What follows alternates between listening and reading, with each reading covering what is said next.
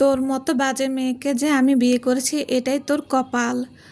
তোর মতো শরীর বিলিয়ে বেড়ানো মেয়েদেরকেই নোংরা জায়গায় মানায়। নিজের স্বামীকে বিয়ে এর 1 মাস পর চোখের সামনে দেখে এই কথাটুকু মস্তিষ্কে আঘাত করলো নূরের।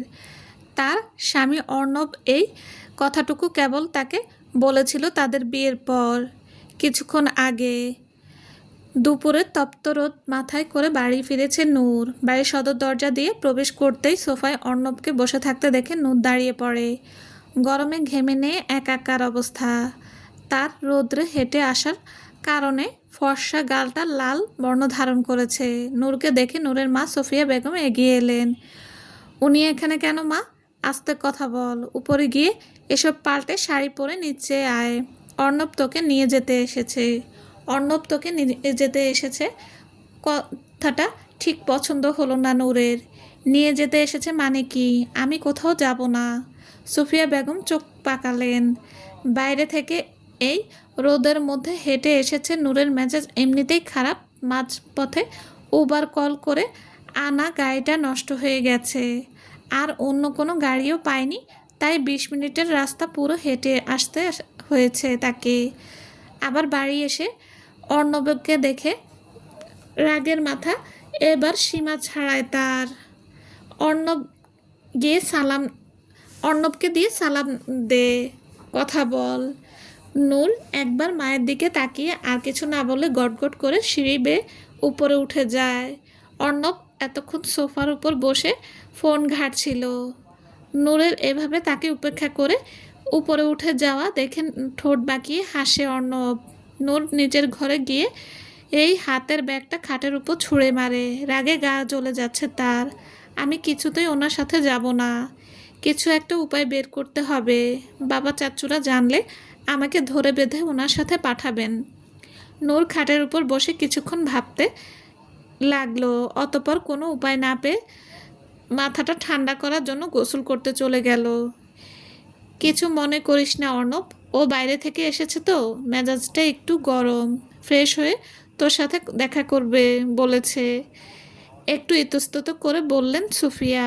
অর্ণব মুখে কিছু বলল না, শুধু মৃদু হাসলো।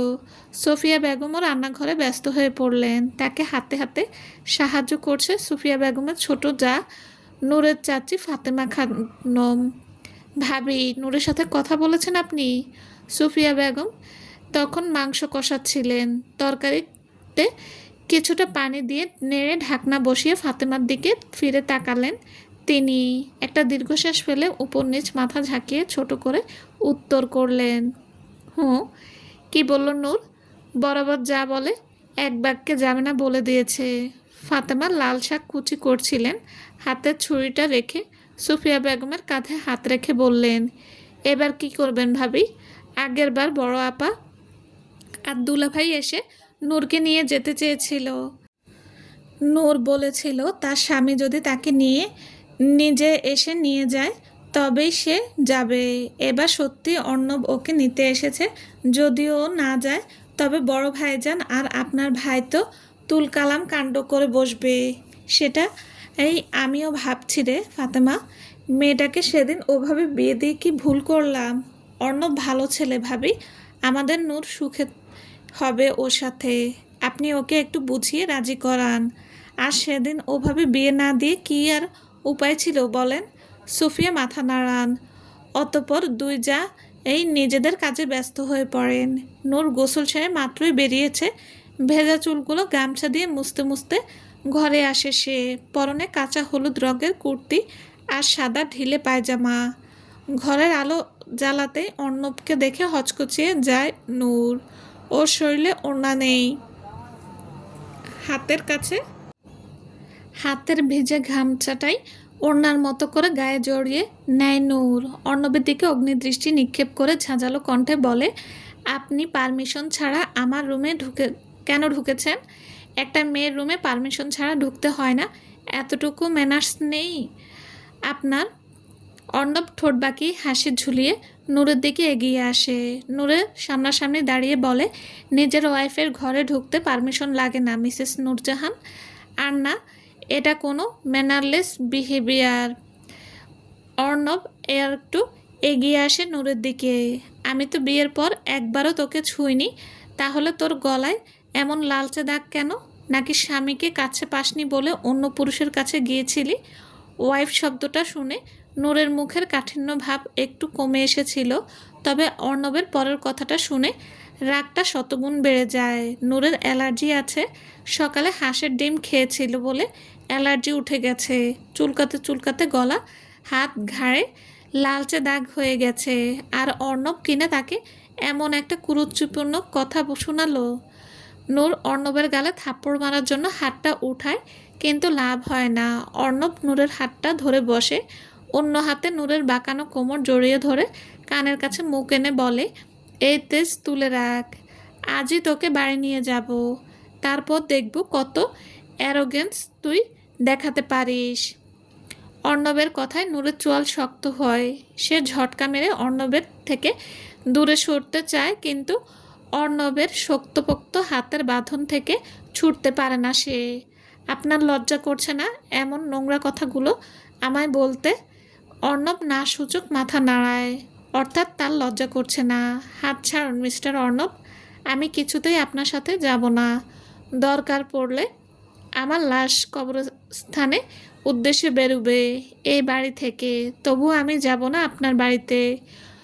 নূরের কথায় অর্ণবের চেহারার অভিব্যক্তি পরিবর্তন হয়ে যায়, ঠোঁটের কোণের হাসিটা বিলীন হয়ে যায় মুহূর্তেই।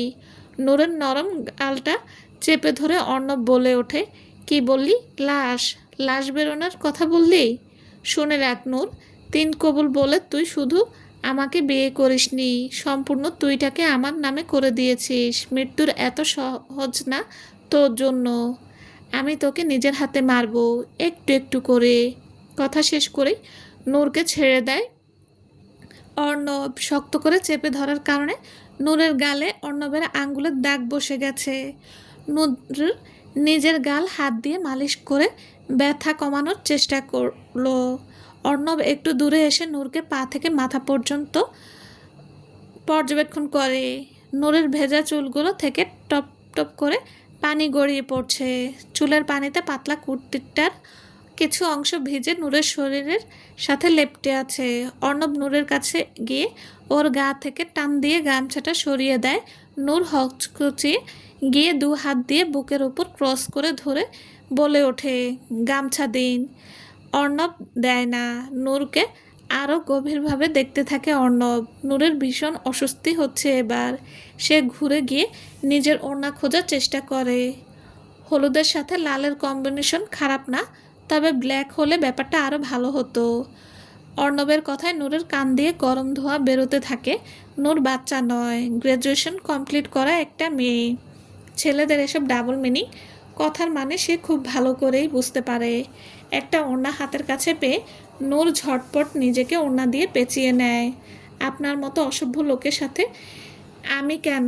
কোনো মেয়ের পক্ষে থাকা সম্ভব নয়। অথচ তুই এই অসভ্য আমিরটার জন্যই পাগল ছিলি নূরজাহান। অর্ণবের নূর এ জাহান ডাকটা শুনে নূরের চোখের কোণে জল জমে। এই নামে এই বছর চারেক আগে অর্ণবটাকে ডাকত, কিন্তু এক অনাকাঙ্ক্ষিত ঘটনা আর নূরের একপাক্ষিক কিশোরী মনের অনুভূতি সব পাল্টে দিয়েছে। অর্ণবের দরজা খোলা শব্দে ধ্যান ভাঙে নূরের। অর্ণব চলে যাচ্ছে নূরের রুম থেকে।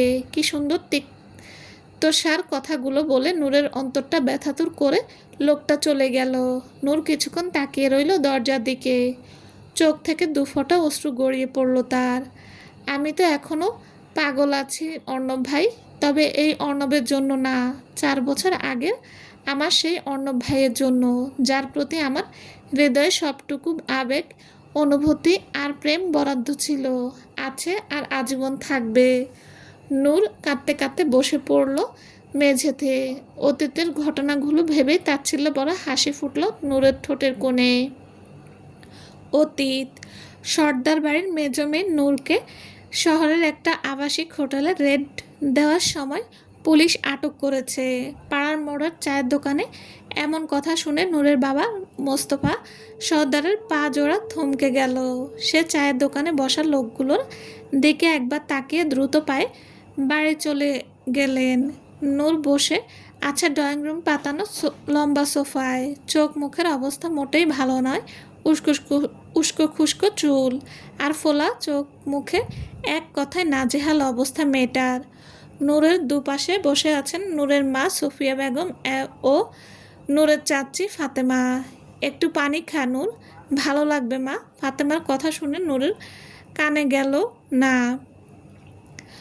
নূরের মুখে কোনো রাগ নেই। সে এক মুহূর্তে একটা কথাই ভাবছে, তার এই সংবাদটা বাবার কানে গেলে কী অবস্থা হবে। হঠাৎ ঝড়ের গতিতে কেউ নূরকে সোফা থেকে টেনে তুলে ওর গালে সজোরে থাপ্পড় বসালো।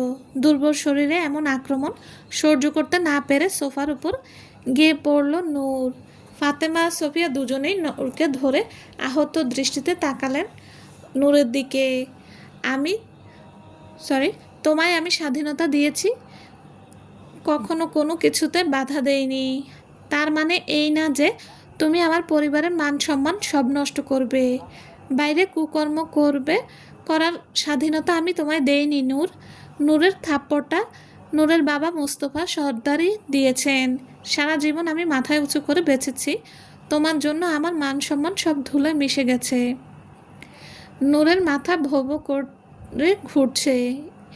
এই মুহূর্তে সব কিছু তার নিকট এক অগ্নি পরীক্ষা ঠেকছে।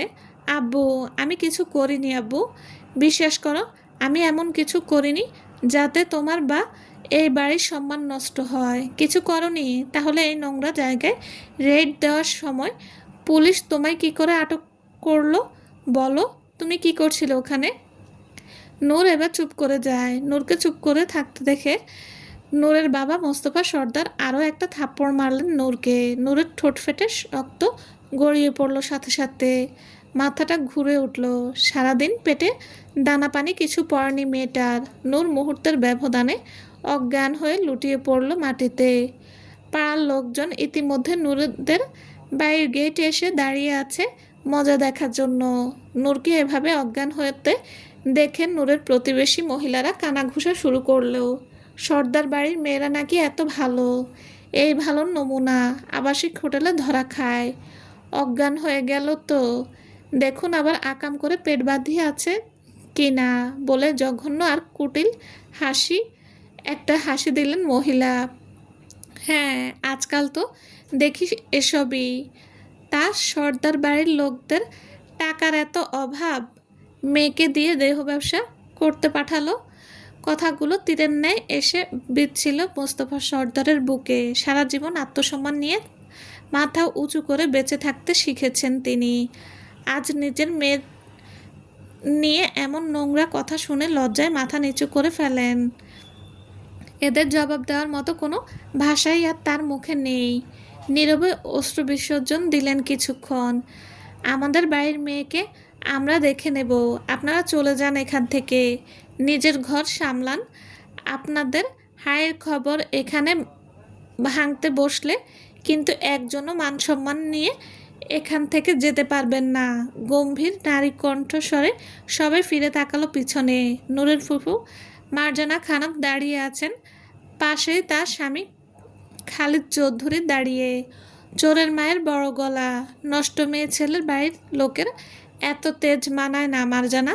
প্রতিবেশী রুমানার কথা শুনে মার্জানা হালকা হেসে বললেন, আপনার মেয়ে যেন 2 মাস আগে কত নম্বর বিয়ে হলো?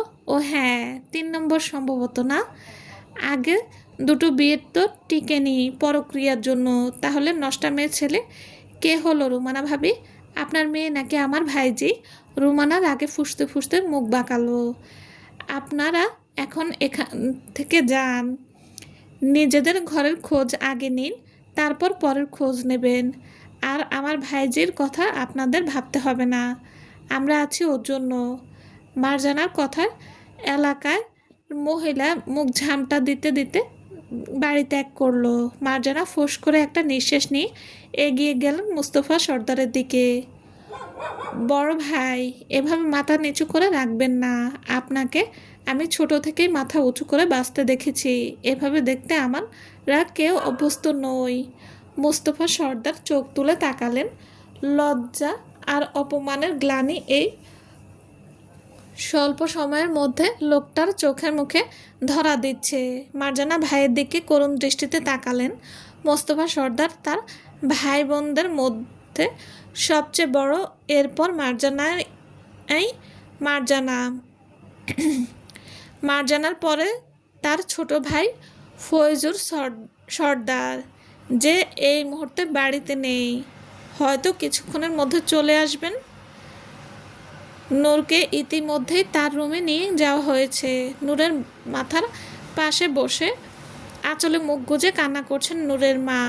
তার এই মেয়েটাকে ছোট থেকেই সাহসী, সহজে ভেঙে পড়ে না। পরিস্থিতি সামাল দেওয়ার অদ্ভুত ক্ষমতা সৃষ্টিকর্তা মেয়েটার মধ্যে দিয়েছেন। এমন সময় নূরের ঘরের দরজা ঠেলে প্রবেশ করলো নূরের বড় বোন উর্মি। উর্মি মাস্টার্সে পড়ছে, বয়সে নূরের থেকে বছর দেড়েক বড় হবে। নূরের বড় ভাইও আছে, তাহসিন আর উর্মি দুজন যমজ। উর্মি ঘরে ঢুকেই নূরের কাছে গেল। নূরের তখনও জ্ঞান ফেরেনি।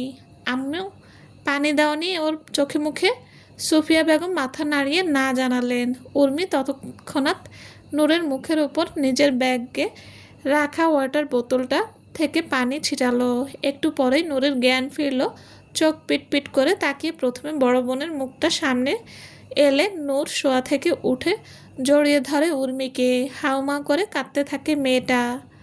আপু বিশ্বাস করো, আমি ওখানে ইচ্ছে করে যাইনি। আমি খারাপ মেয়ে না, আমি পতিতা না আপু। আমি টাকার জন্য নিজের শরীর বিক্রি করিনি।